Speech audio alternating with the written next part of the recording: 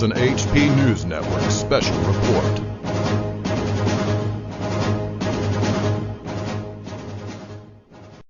Welcome, YouTubers and anti-nuke activists, to another HP News Network special report. This is your host, Patrick Penry, and I want to jump right into some Nuclear Regulatory Commission Freedom of Information Act documents. Again, they're free and available to the public online. Anyone can search through these and write about this information as I do. And I tell you right now, this information is being suppressed on a scale never before seen. In fact, there's an orchestrated disinformation network that is promoting a completely different story than what you find in these documents. Now, I've been adamant since February 2012. This disinformation ring is orchestrated.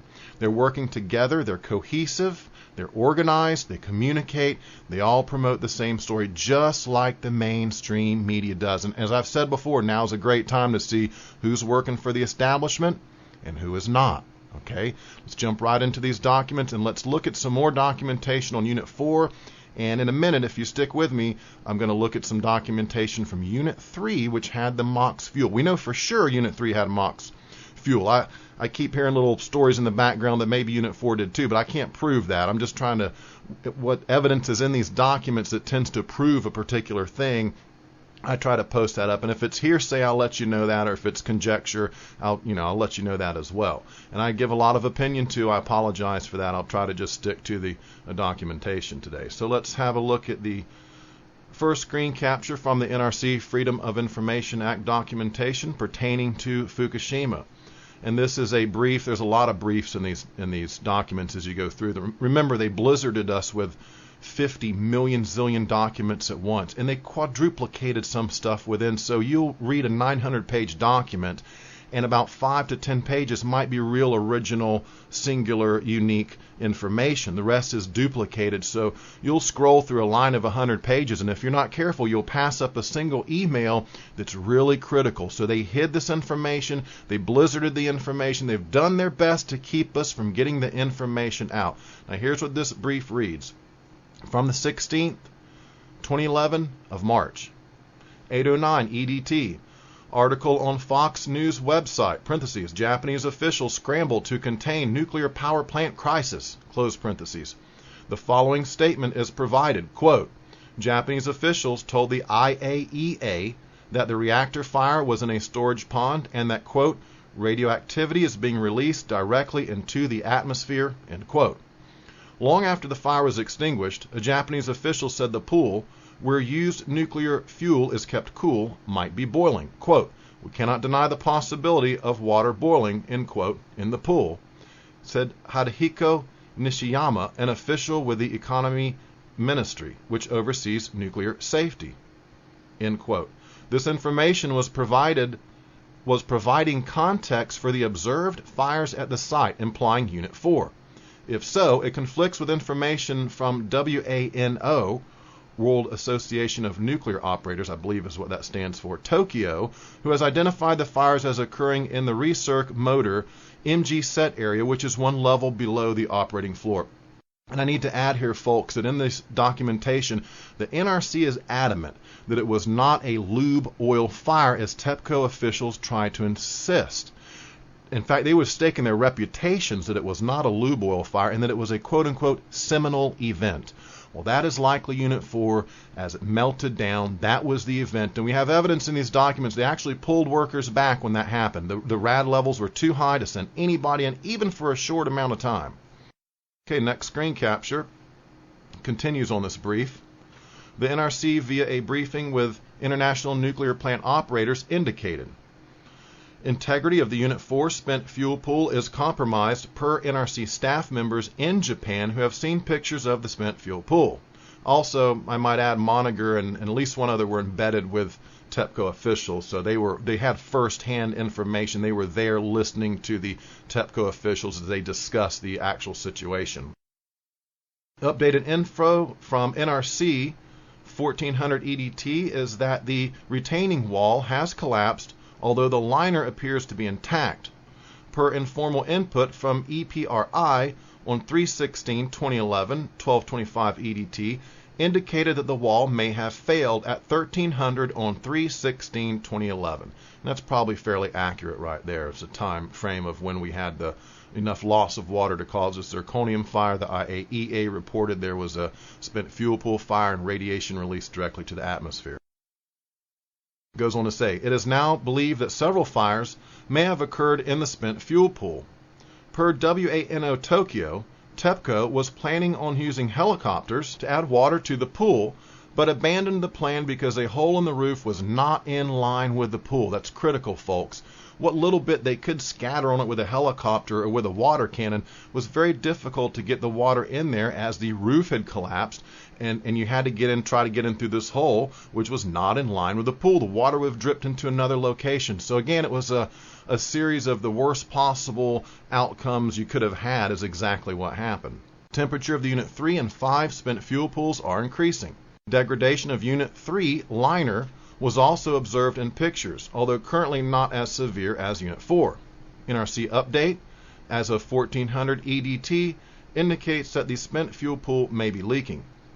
If the Unit 3 and 4 pools do have water, it is minimal. And that's what Chuck Casto said as well when there was a conversation between the head of the public affairs for NRC, Elliot Brenner, Chuck Casto, and Gregory Jaczko, and the gist of the conversation was, as Jaczko checks with Casto to make sure his call on the spent fuel pool is correct, Casto says if there's any water in there, it's very minimal and it won't be there very long.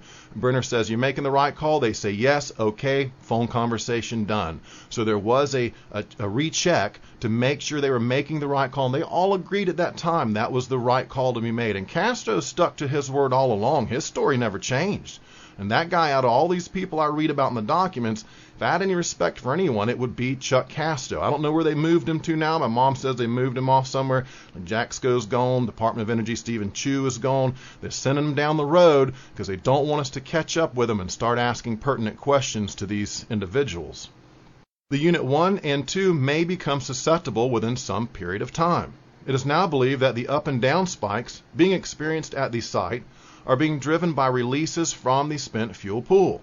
It is now believed that the up and down spikes, okay, it's repeating that again. I guess some stuff is duplicated in here, but usually in a bigger way. Like they'll take something that's irrelevant, that's 10 pages long, and insert it in that 900-page document 10, 15 times. So you're constantly seeing, in fact, what you do is you just scroll through at a high speed and you just look for shapes and geometric figures, and that's how I can tell when what they are duplicating stops, and I begin to look at some of these pertinent emails that are very, very relevant. Now, you can miss them if you don't know how to dig through these documents, but if you take your time, you'll eventually find all this information. It is located within the FOIA documents. NRC Commissioner Jaczko, this is 3/16/2011, 1754 EDT. NRC Commissioner Jaczko stated that they believe there is no more water in the spent fuel pool and secondary containment is breached. It's clear with people that if you study these events that have been occurring for the last 20 years, initially the reports will have some honesty and a measure of truth to them. Later, when phone calls are made and people are cracking down and there's an information blackout, they tend to clam up, their story changes. So you have to look initially what came out. And this is a perfect example at Fukushima, where the NRC says, no, this is definitely what it is. And then later they totally recant that statement with, no, we made an honest mistake, had water in it all along. Folks, wow, that is a yarn a million miles long. That is a long story to tell right there, isn't it? TEPCO and NISA, those are the Japanese regulators, have not confirmed this statement. Again, they're not going to confirm that statement because they don't want to confirm that reality, right? It doesn't mean it didn't happen. They just don't want to admit it publicly. Japan's government is just as secretive and as corrupt as our government is right now. I love the people of Japan. In my song, Nuclear Reality, I say, we love you, Japan. I love the people of Japan. I do not love their corrupt government. I do not love the Yakuza Mafia. I don't have energy enough to hate them, but neither do I have positive, loving feelings towards them, okay? Understand that. Their government and TEPCO just as corrupt as the NRC and our government. You need to know that. From the 17th, low-level fuel rod damage suspected. Well, it's probably more than low level, folks, is what we have to The worst case scenario, there's no power, no coolant. I mean, it couldn't get any worse there at that nuclear plant. Explosion that occurred on March 15 is being attributed to hydrogen generated from the spent fuel pool via steam, decomposition by radiation, or zirconium water reaction under low temperature. An analysis of a picture taken from a helicopter on March 16, time unknown, indicated that water existed in the Unit 4 spent fuel pool at that time. And again, very clearly, NRC said if there was water in there on that particular analysis from the helicopter, it was a splash along the bottom and it won't be there much longer. And in fact, they were pretty much adamant. They didn't believe that. They thought that TEPCO was, giving them the runaround. They wouldn't release the video to them, kind of like what happens with us in 9/11, all these other instances. You don't give the video out because it's actually incriminating. You say it's national security, which means whatever that is might incriminate the government, so you label it national security and you classify it, and we don't ever get to see it. So keep that in mind. You can't trust any of these guys. Initial reports, they disagreed with TEPCO. They said, no, there's no water. They even talked about this lead and sand slurry. In my opinion now, again, it would just be opinion, I'm telling you that, is they probably ended up having to pour the lead and sand slurry into these things, because if you can't contain water, if you can't circulate the coolant, and if you can't have the ideal coolant, in other words, if you're pouring salt water into this thing, eventually the time is going to run out and you're going to have a catastrophe again anyway. So they couldn't really stabilize. They would have had to have poured sand and lead into these spent fuel pools, and they don't want you to know that. They don't want you to know that most of it already burned up and they just covered up what they could left. Again, that's my opinion. Okay, now here is from the NRC FOIA documents, and I'm going to read you a telephone transcription between Mr. Castleman and a Mr. Weber. Mr. Castleman. Okay, that's good to know. Next question is the SITREP, that's the situation report, contains a summary of the revised source term. And I was wondering, it says that we're assuming no spent fuel pool fires, and we have core damage in units 1, 2, and 3. Is this an indication that we think that the risk or probability of spent fuel pool contributing to the source term is reduced? And source term means the radioactive emissions. Each place that would emit radiation is considered a source term. A criticality in a reactor that releases radiation and breaches containment could be considered a source term. If a spent fuel pool has a zerk fire and a melt on the floor, that subsequent release would be deemed a source term. So he says, is this an indication that we think that the risk or probability of spent fuel pool contributing to the source term is reduced, or is it that we're getting heightened concern over the reactors in units 1, 2, and 3? Mr. Weber. It doesn't reflect an increase in our concern about reactors 1, 2, and 3. In terms of spent fuel pool fires, I'm not sure what that indicates. I'm reading it too, and I don't know what that means. Because, of course, spent fuel pools are in integrated space. Male participant, oh yes, Mr. Weber. And as best we can tell, there have already been releases from those pools. Mr. Castleman, yes, that's probably true as best we can tell. I agree with that.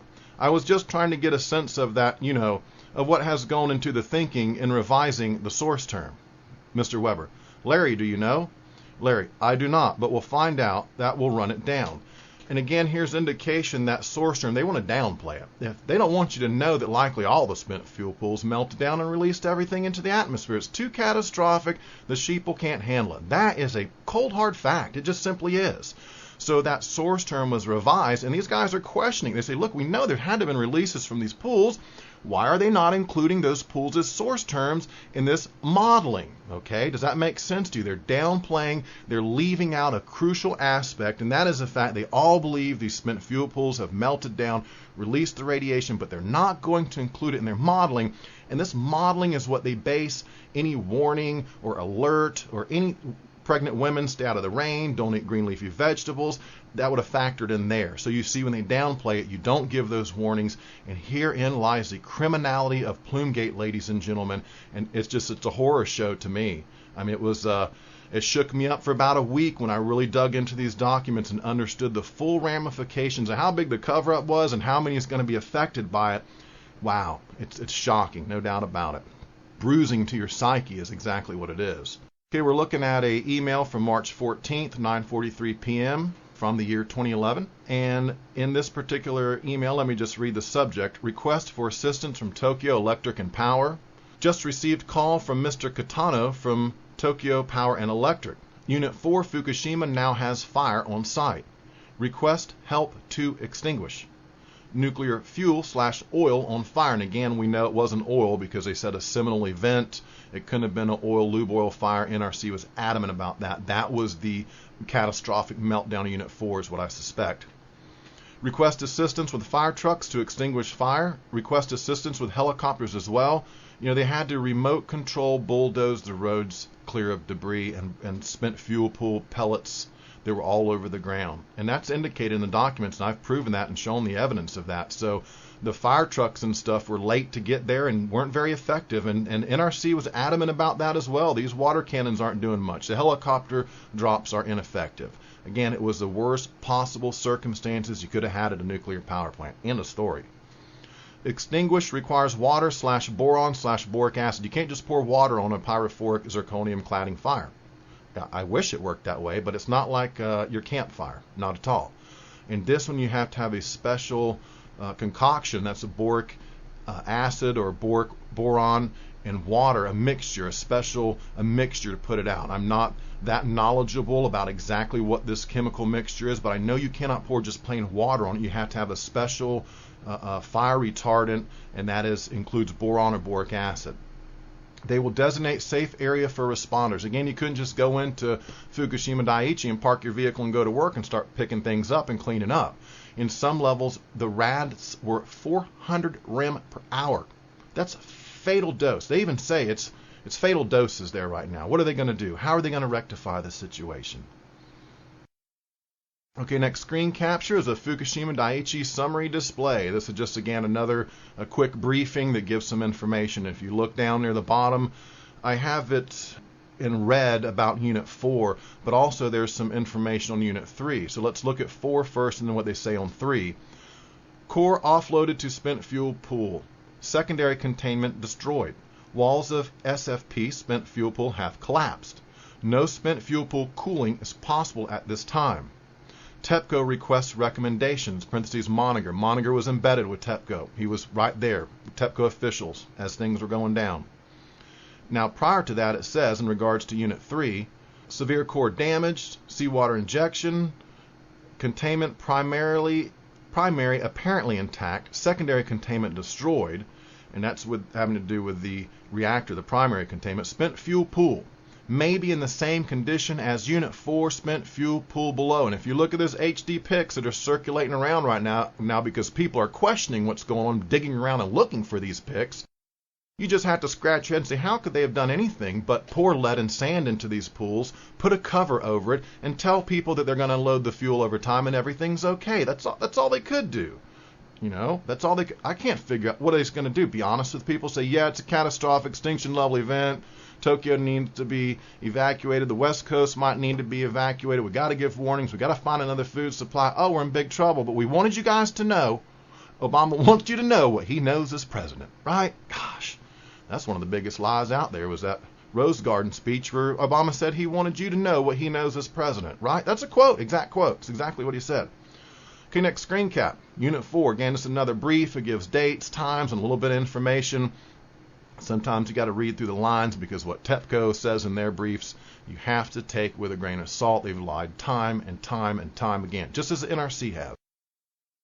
The highlighted section says 3/16/2011, 1645 EDT. Actually, from 3:15. I guess the Japan time is what JST is, I suspect. So 1645 EDT, 3/15/2011. TEPCO reported another fire in the reactor building that was extinguished itself within 2 hours. TEPCO was planning to battle the fire and add water to the spent fuel pool using helicopters, but abandoned the plan because a hole in the roof was not in line with the pool. So they couldn't helicopter water in it. That thing sat there with nothing. And even when the water cannons were there, the spray, most of it dissipated and didn't even reach the thing. There was discussions about how much is actually reaching it and how much is trickling down in the pool. They were unable to add water to the pool at a sufficient pace to make up for the volume that was leaking out of the pool. If you have a glass and there's a hole in the bottom of the glass, if you add water fast enough, even though it's leaking out the bottom, you can fill that glass with water. That if the hole at the bottom is bigger than the amount you can pour in at the top, it just leaks right back out the bottom, and you cannot maintain sufficient inventory in that spent fuel pool, and then naturally you're going to have the temperatures rise and you're going to have the zirconium pyrophoric fire. It's inevitable. Next screen cap is an email from March 19th, 8:01 a.m. to Paul Clifford. Subject, RE, proposal to handle dried spent fuel pool. It is an interesting proposal, but it presumes that the damage is still in the process of being done. At a minimum, I think we should assume that the leak tightness in most of the fuel rods is gone, and that most of the rod-like geometry is also gone. The result is a rubble much like 3 Mile Island. I would mention here they called in a guy who had expertise at 3 Mile Island with the spent fuel melt situation there. Now, why would they call him in if we didn't have a similar situation in these other pools? As the result is rubble much like 3 Mile Island. The evidence for this is the long uncover periods and the presence of cesium and iodine outside the plant. The question at the moment is how much zirconium metal water reaction has taken place, parentheses, not just zirconium hydride reaction, close parentheses, because it provides most, but not all, of the heat source. If there is much zirconium metal left, it is prudent to cool it rather than inert it, because even a little water provides additional oxidizing agent. Okay, that's oxidizing means fuel for that fire.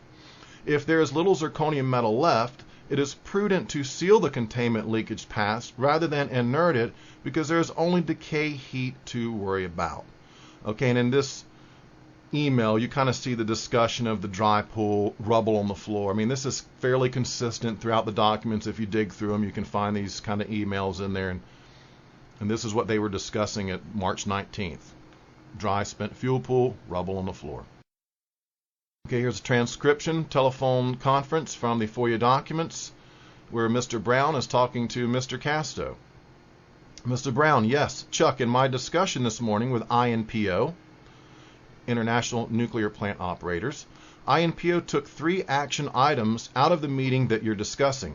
Gamma spectrometry list, there, of course, INPO's coordinating closely with DOE. The remote water measurement issue and technology for removing damaged spent fuel from the pool. So INPO's got it, and then we've told DOE, the embedded person, and we're getting them linked up. Mr. Casto, great. I think ultimately probably what's going to happen is that and that's the end of that one right there. And you can see in this one the discussion clearly of removing damaged spent fuel from the pool. So again, indication that if there is some left to be removed, it may be damaged, and there might not be that much there. Some of the fuel rods that were unused would not have generated that same amount of heat, and there was discussion if those are off in a corner, maybe those were saved somehow. But the rest was non-checkerboarded fuel, and very likely went through the worst of the worst there. Okay, next screen capture. This is Chuck Castro speaking, and this first one I included because it discusses this equipment staging zone, and it kind of strikes to just the severity of the rad levels around Fukushima at the time, where Mr. Castro says, I'm sorry, well, let me back up. Male participant says, what is the J Village? The J-Village. I was like, what are they talking about, J Village? Mr. Castro, I'm sorry, that's a Japan village. It's outside the EP, that zone, you know, the 13-kilometer zone where they stage equipment for moving in and out of the plant. So 13 kilometers out, they're able to stage equipment in a zone where the radiation levels are low enough that they've decided they can stage equipment there. And that's important to know, because don't think you can just drive trucks and stuff in there and start making repairs. It was not like that at all. Okay, Castro goes on to say, I don't really understand. I was a bit confused. I mean, they wanted to defuel the spent fuel pools, and I don't know where they're going to put it. And some of that stuff came out of Unit 4. If it's left, if there's anything left there, let's put that way, you know, it's hot. Where are you going to put it? You know, you don't have a spent fuel pool, a spare spent fuel pool off somewhere. So I'm a little bit confused about their plan. You know, we all know that with the end in mind, so you got to have the end in mind. And they don't have any place to put all that stuff. So I don't know what their plan is. We'll deal with it tomorrow when they start standing up these groups, but they want to consider everything from sand to a sarcophagus. They're defueling the plant and they want to look at all their options. Okay, this one's very revealing because number one, it looks at their options. If they're considering sand in a sarcophagus, we know there is major damage there. And he's very clear about what fuel they're going to get out. And if they do, it's going to be hot. Where are they going to put it? You're going to load it into one of those dry casks? This fuel is not dry caskable fuel. Again, this whole Unit 4 offloading operation hoax hinges on you not knowing the facts. If you know the facts about nuclear power and how these things work, as I am learning myself, then you understand the official story, the alternative media story. All these trolls and shills are telling you bunk. It doesn't add up. Here's Casto saying even if you pull the fuel out, it's so hot. What do you do with it? You'd have to drop it in another pool almost instantly. You're going to put it in one of those dry cask containers. It'll burn right through that. This stuff is an intense heat. It's gone through a zirconium fire, some of them at least, and the rest of the stuff had to have been affected. The water level dropped. You can't just go in and pick the stuff up, load into dry cask, haul it off and store it somewhere. That is a fantasy land fairy tale that just cannot, the physics just don't add up, okay? They just don't add up. And there's Castro, like I say, out of all these guys in these documents, if there's anyone I have any respect for, it's Chuck Castro. He seems to have been consistent throughout the documents. He didn't change his story. And furthermore, he seemed pretty serious about his job. When some of the young guys were cutting up, he tells them to cut it out. He's not there to fool around and tell jokes or whatever. So I kind of like Chuck Castro. Okay, next, screen capture. I'll just read you the bottom section to it because this is like a briefing of 1 through 4.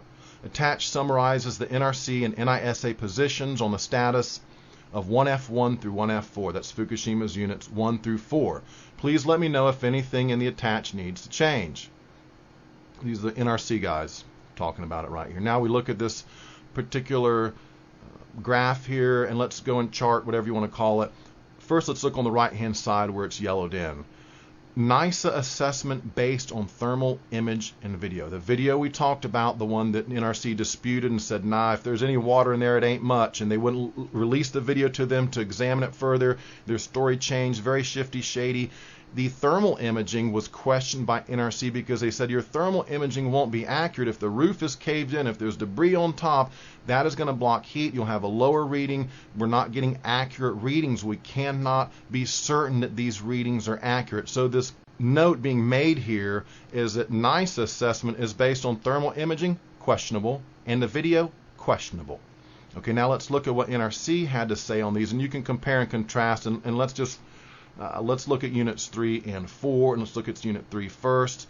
RPV, reactor pressure vessel, that's where it all goes. The nuclear reaction, likely damage. Containment, likely damage. Core, likely damage. Spent fuel pool, indeterminate, insufficient data to reach conclusion. Well, we've seen enough information now that they had already reached their conclusion on that, kind of behind the scenes, and had been vocal about that as well, because again, Jaxco went before Congress to tell them the spent fuel pool 4 was dry, later to recant that statement and say, hey, we just made a honest mistake.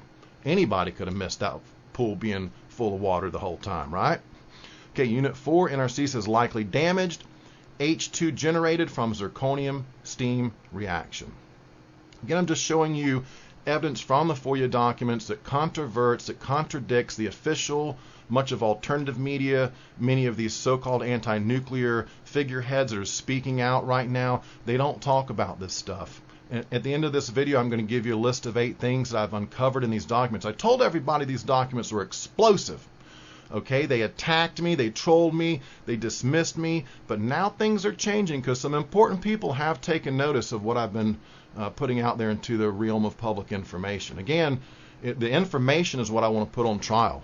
Okay, not Patrick Penry. I'm just the messenger. Don't hate the messenger. Next email from March 29th. Some of these I'm doing in sequential order by date. From Giulia Bisconti, nuclear.energy.gov. And this is to NIT Solutions. This is, well, let's just go down this email and you understand what it's about. Dear all, as requested, this is an update of how I am helping in Tokyo for the week. My main duty is to be embedded with the NRC team at the embassy. I am also performing other duties where I can be helpful to Ron and Alicia. They have both been very welcoming. Julia, here are some items of interest. Okay, here's where it gets good. Well, again, like I underlined, my main duty is to be embedded with the NRC team at the embassy. And we also had utility execs here at a meeting, tsunami, Japan earthquake and tsunami drill, which coincidentally occurred at the same time of the Fukushima event. So we had utility execs here from Japan. We had translators. They can't say, the NRC can't say they didn't know. I mean, you couldn't have had a better communication system possibly set up the day of the Fukushima disaster, because you already had a Japan earthquake and tsunami drill simultaneously, coincidentally, occurring as the tsunami and earthquake went down. That's incredible, isn't it? It says 2 PNNL experts to visit Japan at the request of Japan to help on water decontamination and storage issues.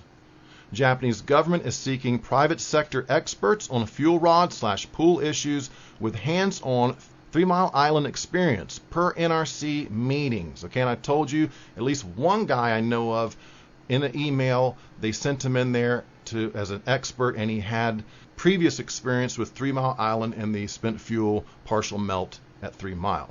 Let's go down to the bottom and read my highlighted section. Participate in NRC meeting issues, remove heat from the reactor, structural concerns for the pools, controlling releases, water management is a big issue. Are the Japanese workers wearing adequate protective clothing? Flooding, continued leakages, ? Need to establish the water level of the pools, want to get water above the rods, maybe 3 to 4 feet above. Plenty of indication, ran dry, water went below the rods.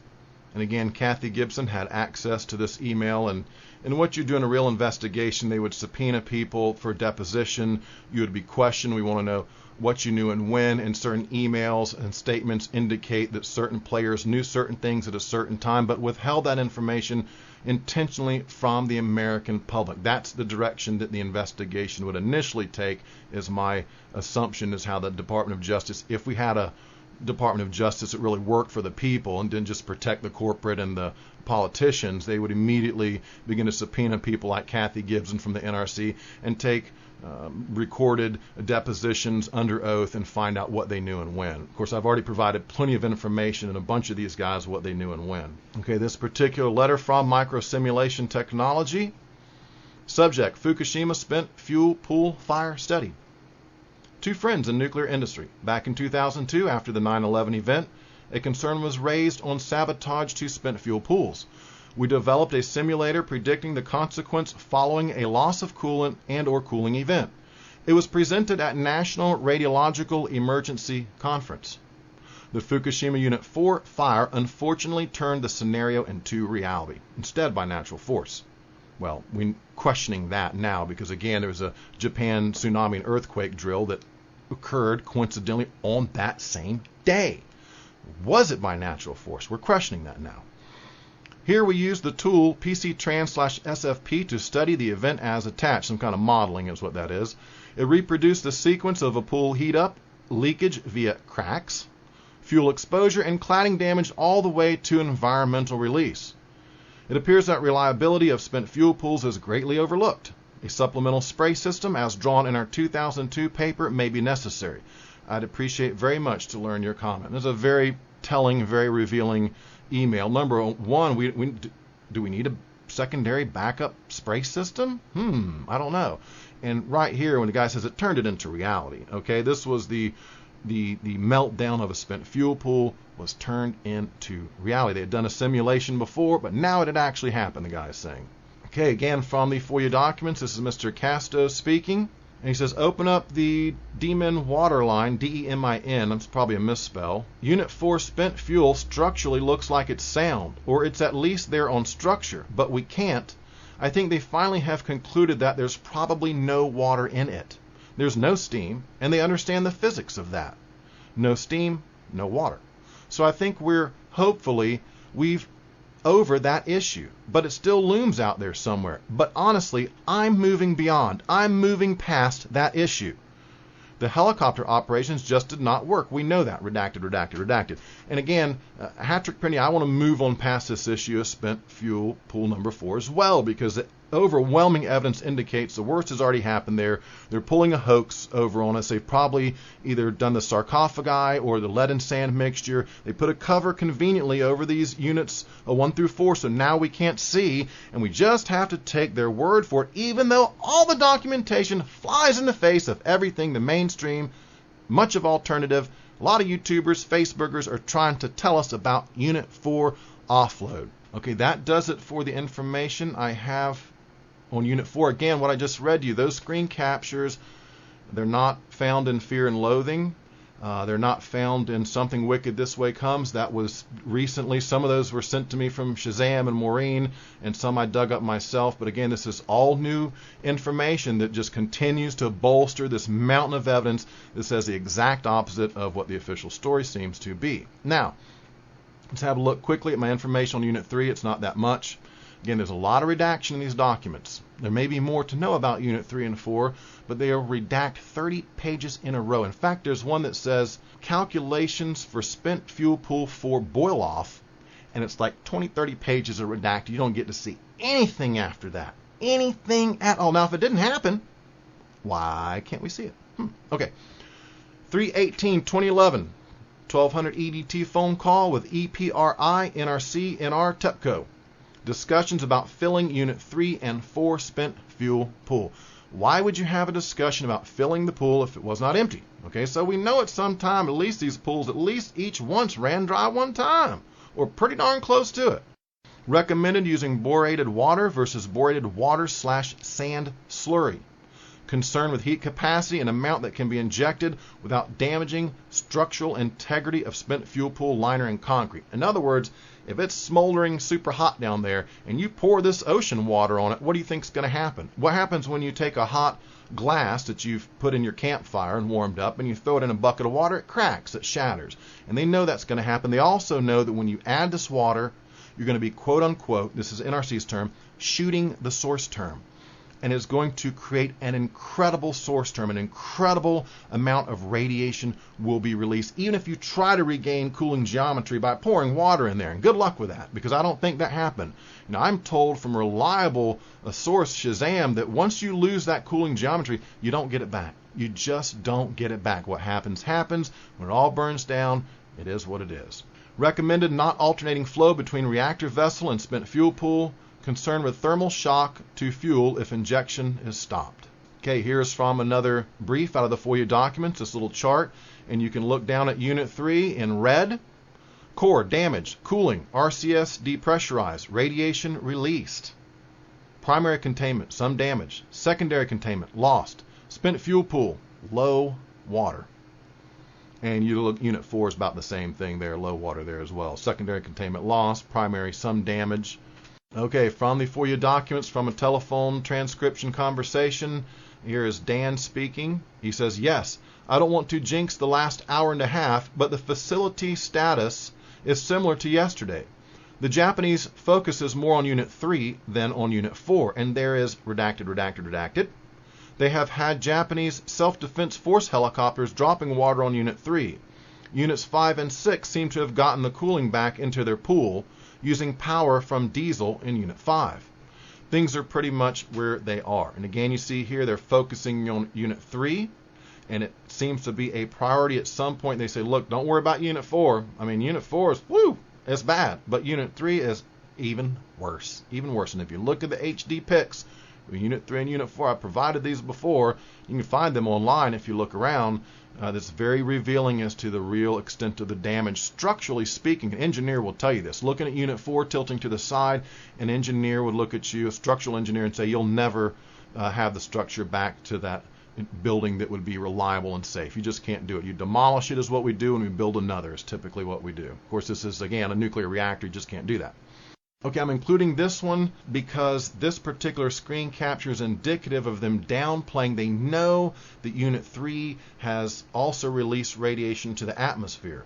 And when they do model it and estimate the dose estimate, they're downplaying it because they're not factoring in the use of MOX fuel, mixed oxide fuel that contains a higher percentage of plutonium, and thus it's much more deadly, much more dangerous when there is a reactor criticality or a spent fuel meltdown when we're dealing with MOX fuel. That is why the controversy over MOX fuel, and that is why nobody wants a MOX fuel plant anywhere, let alone any nuclear plant. But we certainly don't want to start using MOX fuel. It's very dangerous, and this shows they're downplaying that danger. Again, this strikes to the cover-up of Plume-Gate, and this is a criminality when they know it was worse than what they told us, and we got blasted with no warnings. Now let's look at the particular highlighted section, and this is, they're discussing other countries' comments and angles on this particular thing, and they discuss Russia and Canada and so on and so forth. But you get down here to the Canadians, and let's see what they say about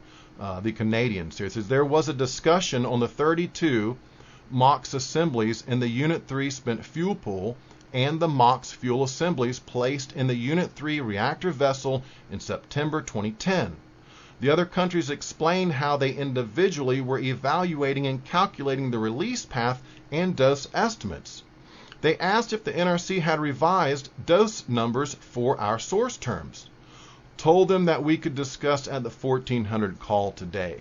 So Canada's saying, look, are you sure you're not missing the fact that these are MOX fuel assemblies, and thus the dose rates will be increased. It won't be as you wouldn't model that as you would with a normal fuel rod. This is a special case, a higher level of plutonium. You would input different parameters into the program, and it would spit back a higher dose estimate at location X, Y, or Z. It's really that simple. And Canada here is saying, hey, are you doing that? I don't think you're doing that. You need to evaluate and calculate those particular doses based on the MOX. You need to revise your dose numbers is what they're saying, okay?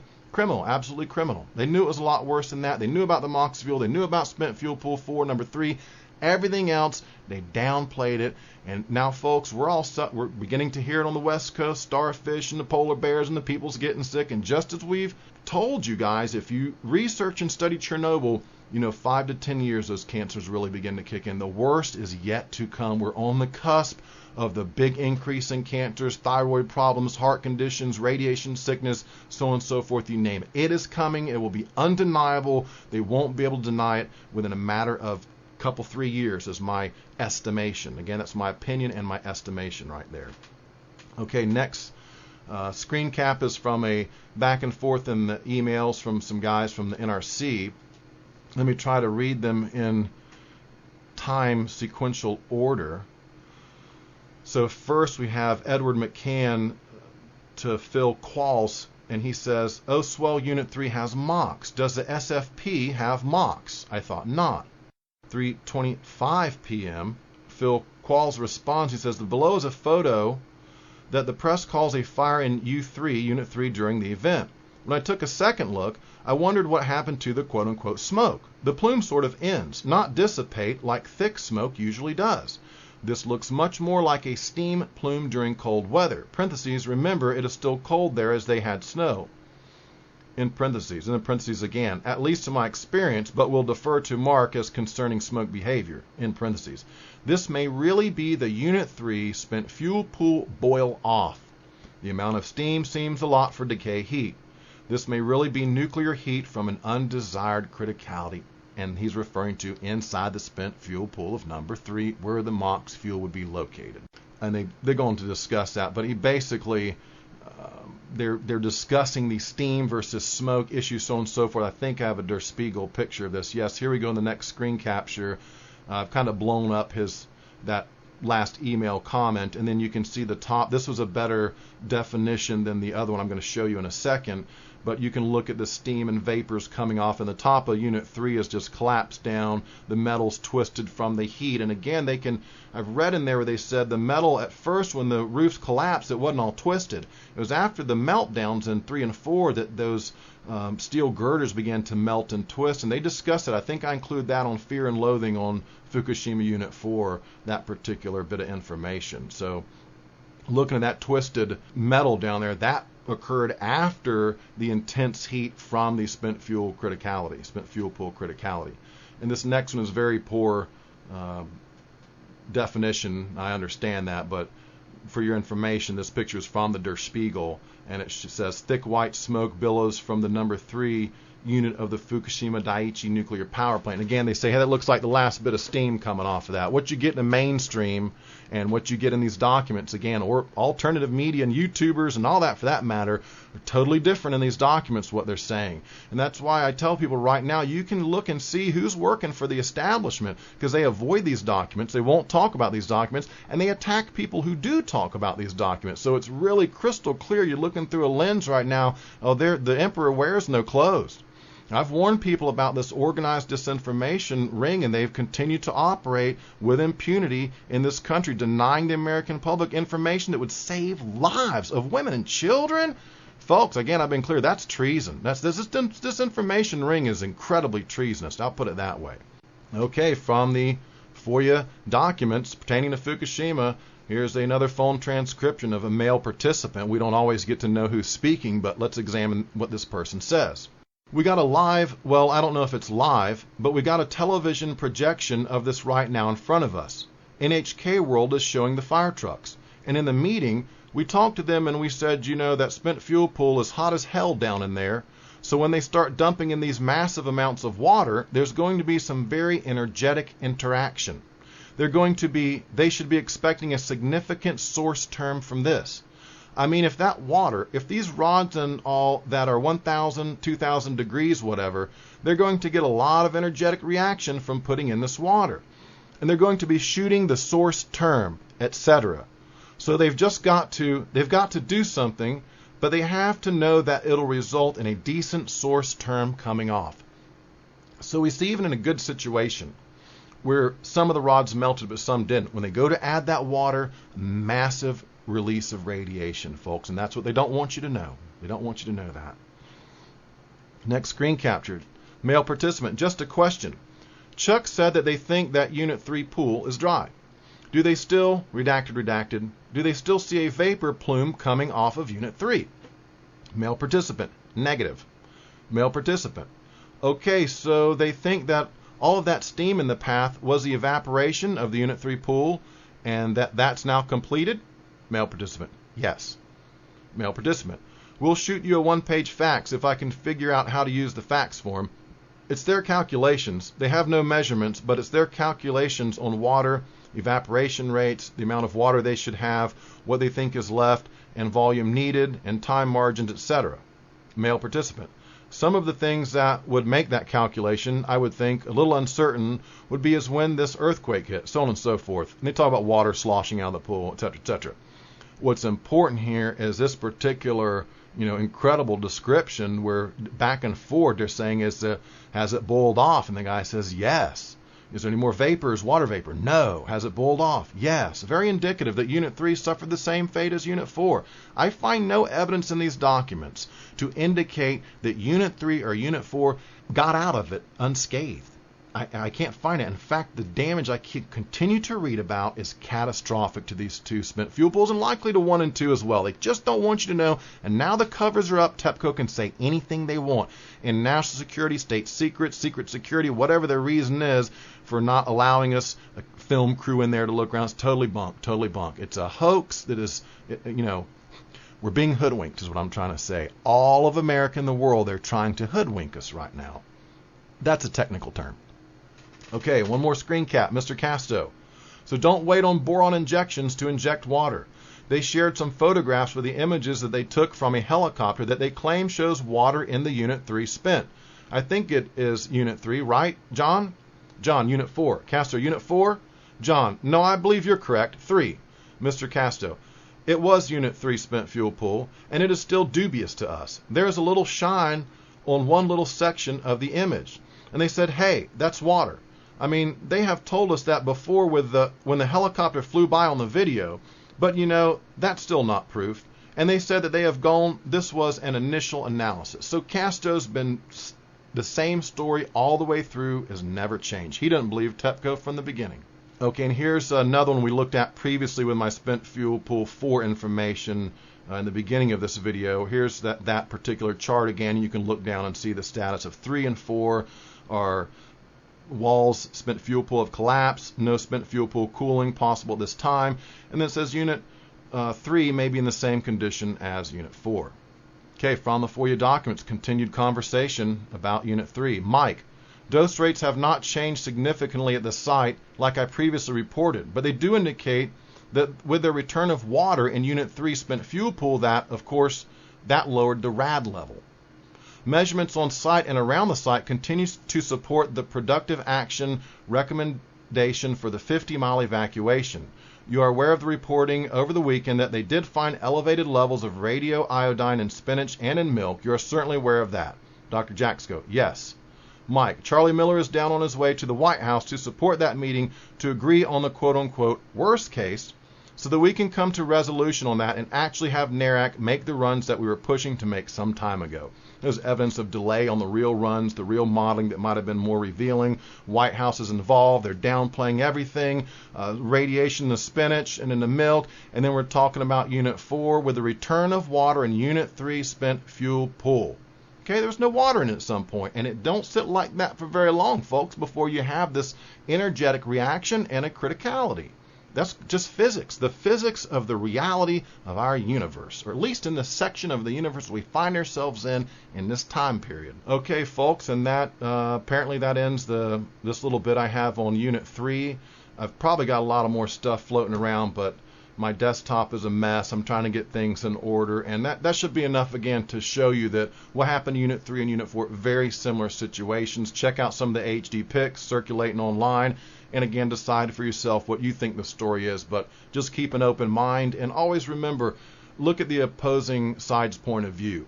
If you're a follower of particular media outlet A, B, or C, or X, Y, or Z, and their story is different than mine, please look at my story, and vice versa. If I give you a story but someone else says, hey, we have a different version, go look at all the information, because until you have garnered the entire amount of information you can possibly have, you can't make that ultimate informed decision for yourself, what you believe, okay?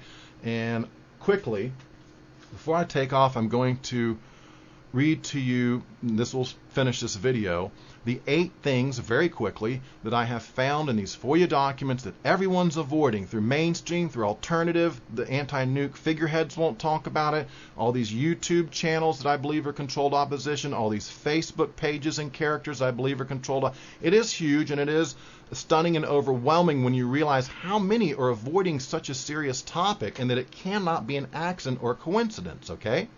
Number 1. The world's largest provable cover-up involving President Obama and multiple agencies. That's the big one found in these documents. Proven. I've made the case. Something wicked this way comes. Please read my book. It's totally free. I've never asked for money and never will. Number 2, Navy ships were knowingly exposed to high levels of radiation. I have a screen capture where they say if you're worried about having angst about moving Navy ships, run a bunch of worst-case scenarios and pick the least worst-case scenario, and you won't have to move the Navy ships. I'm paraphrasing there, but that's pretty close to what the guys say. Number 3, TEPCO. Intentionally discharged radioactive water into the Pacific since April of 2011. I proved that with documentation where TEPCO admitted it. In these documents all along, TEPCO had already admitted that.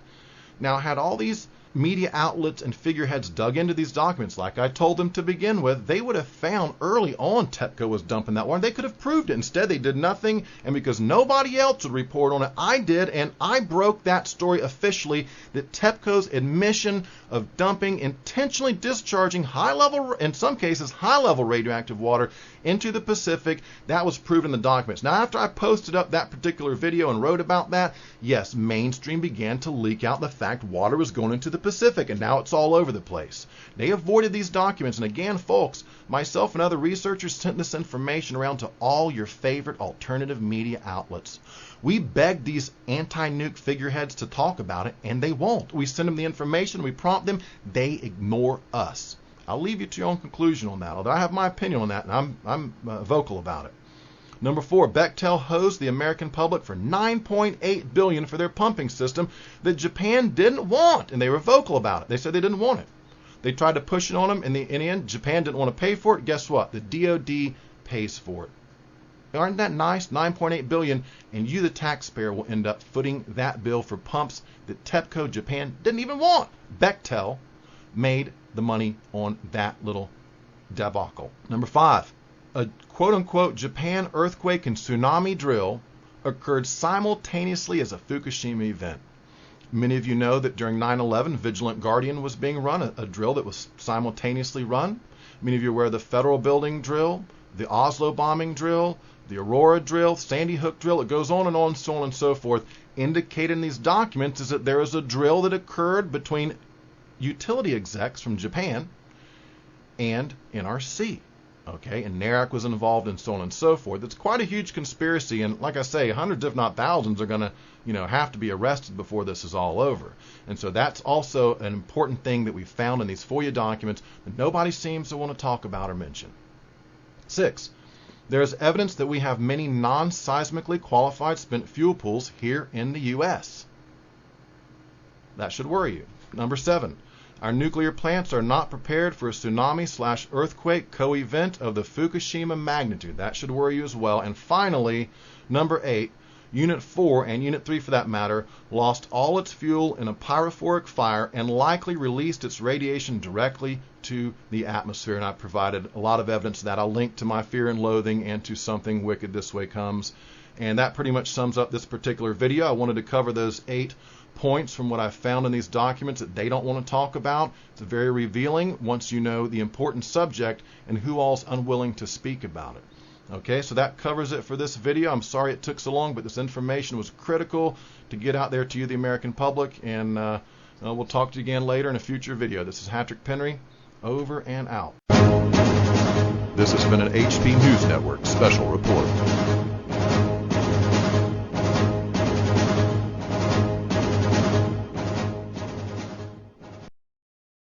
We need to get subscribed and get this unity stronger and beat YouTube at their own game.